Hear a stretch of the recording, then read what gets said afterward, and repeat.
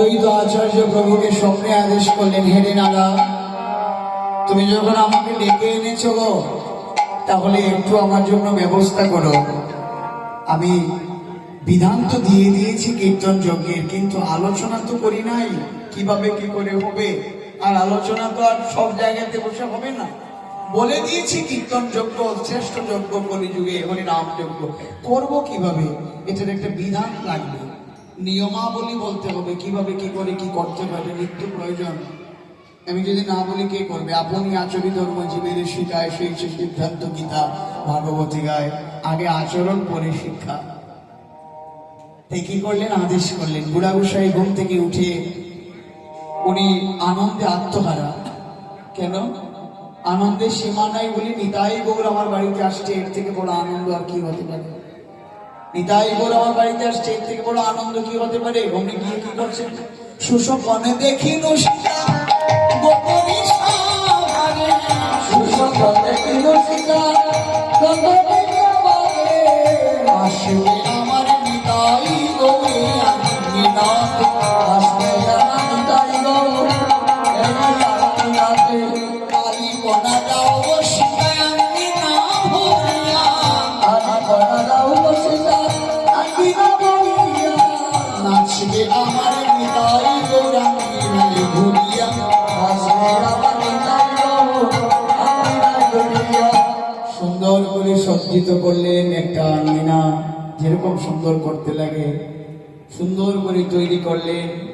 চতুর ভগবান নিতাইকে গিয়ে বলছে, দাদা গো চলো যাই অদ্বৈত মন্দিরে,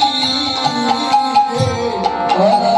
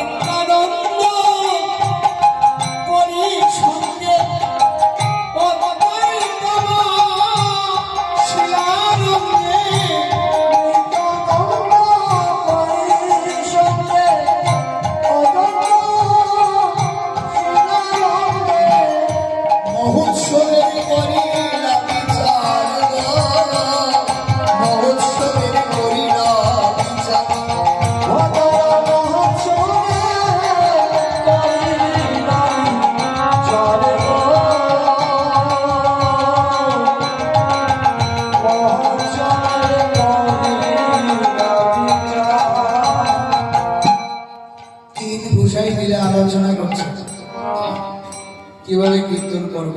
বলে তো দিয়েছি জায়গার প্রয়োজন, অর্থের প্রয়োজন, জনের প্রয়োজন, শ্রমের প্রয়োজন, বনের প্রয়োজন। কেউ আর বলছেন না আমি দেব। মহাপ্রভুর আস্তে আস্তে আস্তে মহাপ্রভুর দীনতা এবং বিবেক দেখুন। সর্বৈশ্বর্যপূর্ণ ভগবান সবকিছু আগের থেকে ঠিক করে রেখেছেন, কিভাবে কি করবেন কি না সব ঠিক করা। ভগবানের লীলা করছেন কিভাবে। সবার সামনে গিয়ে অদ্বৈত আচার্যকে প্রণাম করলো, নিতাইকে গিয়ে প্রণাম করলো, দাদা গো তুমি আমার উপায় বলো, এটা কি বড় ভাই প্রতি, বড় ভাই প্রতি মর্যাদা দেখালেন।